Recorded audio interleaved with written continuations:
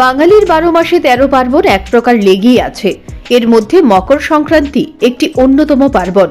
এই পার্বণের মধ্য দিয়ে গ্রামের কৃষ্টি সংস্কৃতি তুলে ধরা হয়। মকর সংক্রান্তি মূলত পিঠে পুলি এবং রকমারি খাবারের আয়োজন। এর মধ্য দিয়ে প্রত্যেক বাড়িতেই খাবারের বিশেষ আয়োজন হয়ে থাকে। হাতে আর মাত্র একদিন বাকি, সোমবারই মকর সংক্রান্তি।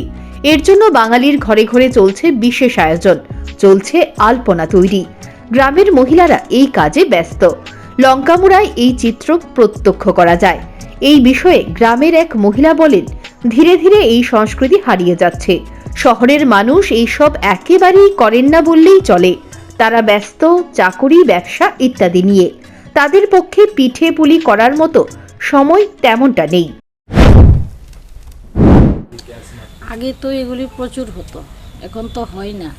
তাও এখন হয় কম বেশ, মানে প্রত্যেক বছরই এরকম করে পিকনিক করে ছেলেরা।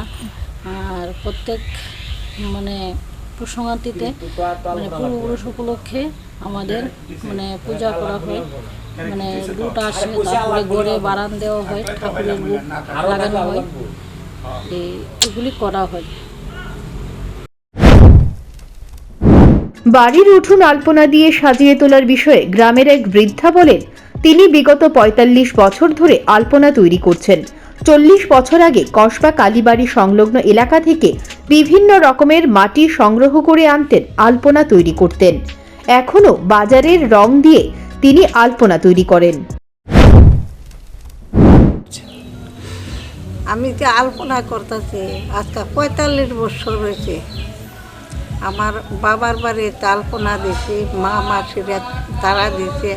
আর এখানে আমার লঙ্কাপুরা বিয়ে হয়েছে পরে এখানেও দেখি কোনো আলপনার কোনো ইয়ে নাই, মানে কেউ দেয় না। এরপরে আমি করবা কালীবাড়ি আছে না, এখান থেকে গিয়া একটা লুঙা থেকে লাল মাটি, কালো মাটি ইডি আনছি, আইনা এরপরে আলপনা দিছি। আর শিম পাতা সেচা সবুজ রঙের রস করে এরপরে দিছি মাটির সঙ্গে মিশাইয়া।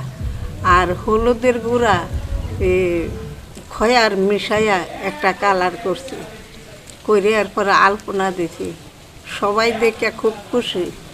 তারা বাড়ি বুয়াইতে চম্পকনগর থেকে গিয়া দেহ কি সুন্দর আলপনা করছে। বাবু ইতে আগে আসিল না, তারা দেখছি মাটি দিয়া দিত। এরপরে আমি দিছি পরে সবাই আমার থেকে দীক্ষা, এরপরে তারা সবাই আমার মতো আলপনা।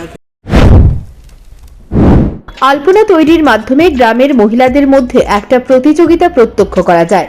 কে কার থেকে সুন্দর আলপনা তৈরি করতে পারে এ নিয়ে চলে তাদের মধ্যে প্রতিযোগিতা। Bureau report, news prime Tripura.